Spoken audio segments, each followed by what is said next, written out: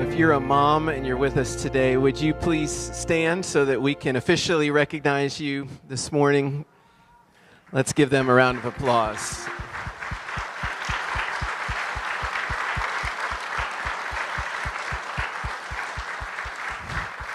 You can be seated, ladies. I know sometimes Mother's Day can be complicated because relationships are complicated, but it's a good thing to be able to celebrate the way God created things to be. And God created us to be born of a woman, to be born of a mom, and for that woman to raise us up and nurture us.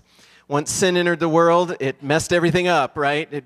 We live in a broken world, but we celebrate the way God intended it to be, and we celebrate those ladies in our lives who have helped guide us and help nurture us. And so for Mother's Day and for Father's Day, we are giving a gift as a church to a ministry called the Eliana Project. It was started by the church that meets in the back of our building called Esperanza. It's a Spanish-speaking church, and just let me read you this brief letter that was written by Pastor Henry, the pastor of that church. He said, with the purpose of reaching new people for Christ and providing a social service to the Christian community, Esperanza began offering completely free medical clinics at Cabell Hospital, supported by bilingual doctors. At one of these clinics, a couple approached me and said they wanted to talk with me. I took them to a room in the hospital, and the woman took the initiative, asking me for help because she wanted to have an abortion. I was so shocked that I thought, this couple has come to the wrong person. I asked them why they wanted to do this. They explained that they are not actually a couple and would rather keep the situation hidden, fearing they could lose their families who live in Mexico. After listening, I made it clear that I do not offer that kind of help and that I am pro-life. But I let them know that I could help them in another way and presented them with two proposals. I told them that if they allowed the child to live, I would find a family to adopt the baby. And if I couldn't find a family willing to adopt, then my wife and I would take the baby ourselves. They did not accept the offer that day, so I prayed that night for God to touch their hearts and change their minds. The next day, I received a call from them saying they accepted the proposal.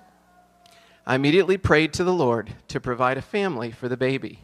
And that same day, someone called me. And when I shared the story, they told me their daughter was looking to adopt a baby under those very circumstances. After that, we got in touch with the couple, the family wanting to adopt, and I, to organize everything related to the legal process and how we would support the mother through her pregnancy.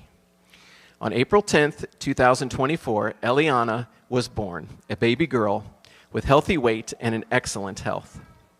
This story inspired us to start the Eliana Project to save more lives, not just physically, but spiritually as well. This April 2025, Eliana turned 1 year old, and we celebrated with great joy, giving thanks to God for allowing us to be part of such a great blessing. We as a church have had the privilege through the years, so that's cause for celebration, sure.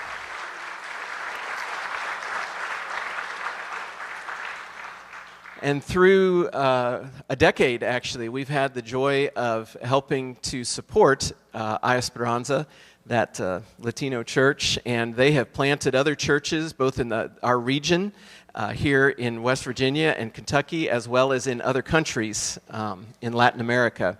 And the Lord has used that ministry to lead so many people to Christ. It is amazing. And I love that even here locally, they are ministering to the community and that they are making a difference. Because it's one thing for us to be able to say, yes, I am pro-life, but it's quite another for us to take action on those words. What does that mean and look like in your life? Because sometimes it might be inconvenient, but sometimes God calls us to those things. And I love that God orchestrated this experience and saved that little girl's life. It just makes me wonder, what does he have planned for her as she grows up and makes a difference for his kingdom? So for Mother's and Father's Day, we're giving a $500 gift in the name of our mothers and fathers to the Eliana Project, and just asking the Lord to bless that and use that for his glory and to save more life.